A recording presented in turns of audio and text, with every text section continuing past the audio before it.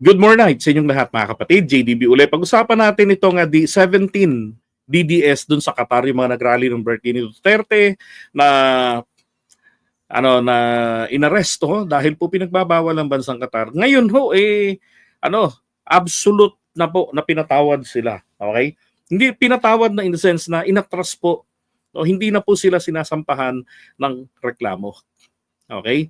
So na-arbor ba ng Pangulo natin? Yan po yung I can say yes kasi yan ang yan ang magandang epekto kapag meron pong maayos na diplomatic relationship. Na yung mga ganyang maliliit na bagay para sa kanila sa Qatar, maliit lang na bagay yan dahil hindi naman gobyerno nila yung sinisira 'di ba?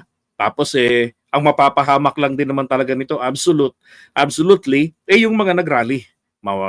Mumulta ng halos 800,000 pesos plus makukulong pa sila ng pag minalas maximum up to 3 years, tapos mapapalayas pa, madideport, di ba? Tapos ban na sila doon sa Qatar. So sa kanila po mabigat yung parusa. But for the Qatari government, as long as hindi mga tao nila yung nag-aarara sisbomba doon, mga nag-aaral na sa NPA, baliwala yun sa kanila. Mas naghahamit pa nga po yun para mapaganda ang relasyon ng Pilipinas. Naalala ko tuloy, etong si Harry Roque, kailan lang, di ba, nagangalngal na, sabi niya, ako po'y nananawagan sa Qatari government, ha? Huwag kayong masyadong maghihigpit sa mga Pilipino.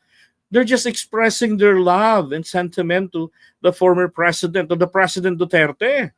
Sabi niya. At saka alam niyo po, sana maisip nila, maganda naman ang relasyon nila kay Duterte noon. Di ba? Maliwanag lang nito, nabudol pala itong mga nagrally. Ang sinabihan na, ang kanilang paniniwala, okay lang yan. Kasi meron namang tutulong. Bongo Bato de la Rosa. Papadala ng assistance at saka ng abogado kapag nagka-problema. And then, malakas si Sara sa Qatari government at magpo-provide pa ang gobyerno ng police assistance. Ayop. Yung dumating, hinuli sila. Di ba? Wow, grabe yung isang troll. Wawa naman tong mga to. Wawa naman kayo. Nakakasingil pa ba kayo? At eto na. Eto sila. Hindi raw po ito totoo. Ito daw po ibang araw. Bakit wala ni isa sa mga yan? Di ba? With their profile, with their FB profile, sabihin nila, hindi kami yan. Hindi totoo yan. Fake news yan. Ibang petsa yan at hindi kami inaresto dahil doon. Dahil paso na yung ID namin. Diyos ko po, hanggang ngayon wala nagpo-post Ito pa, sabi ng Pangulo natin, ito kagabi nakuha ko to pagka-post niya pa lang, sabi niya,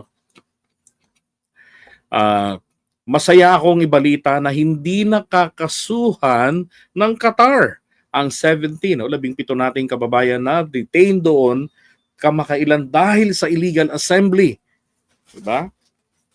Bakit po illegal assembly? Kasi po bawal wala silang permit. Pangalawa, na paglabag nila, yun pong pagtitipo nila ay related sa politika. Kaya nga kung pinarusahan itong mga to, yung mga maximum penalty ang ipapataw diyan up to almost yung 50,000 Qatari riyal at saka yung 3 years maximum imprisonment plus 1 day, tapos etong deportation. Kung kinasuhan tong mga to, good luck, diba? Sa katangahan nila, pag uwi nila ng Pilipinas pagkatapos makulong, nako, pinagpalit na kayo ng pamilya nyo. Dahil pinagpalit nyo sila kitigong. Kaya nga mabuti, magandang relasyon ng Pangulo natin sa Qatar. Okay, sabi rito, masaya, ang mangyayari para po ito, wala na silang magiging parusa at makakabalik na sila sa trabaho. Nakuha natin ang magandang balitang ito matapos ang naging pag-uusap ko kay His Excellency Ahmed Saad Nasser Abdullah Al Humidi, Ambassador ng Qatar sa Pilipinas. Diba? So, pag-usap, kasi nagkaroon ng unang pag-uusap sila ni BBM para pag-usapan tong mga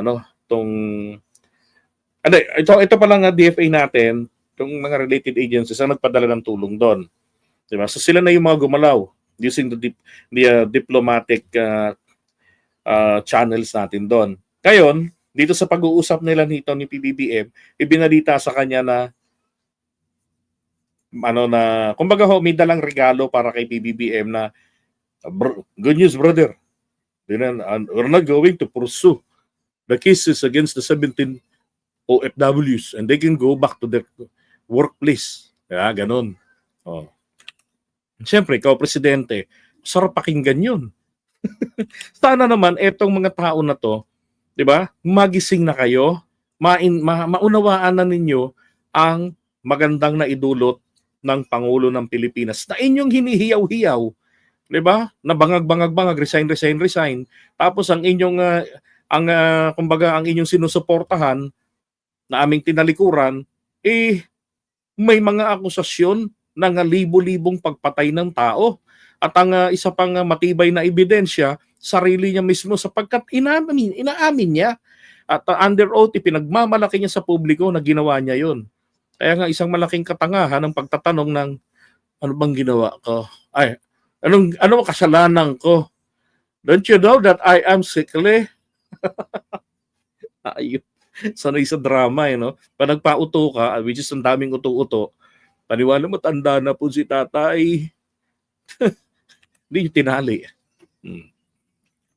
Ay nako, sabi na alam kasi ni Hayari na mahinang utak ng mga DDS kaya madali niyang makumbinse kahit fake ang video. That's right. Diba?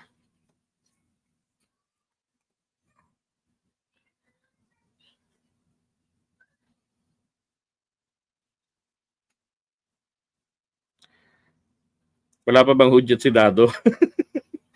Maniwala kayo sa akin, makukulong na lang si Dado. Sasabi ron, paano akong uhudyat, nakaposas ako. Naglilinis pa tayo ng ating hanay. Walang iya. Asa na? Sabi nila, isang milyon yung pupunta ron sa Camp Crame. Asa na? Petsa na. Ay nako.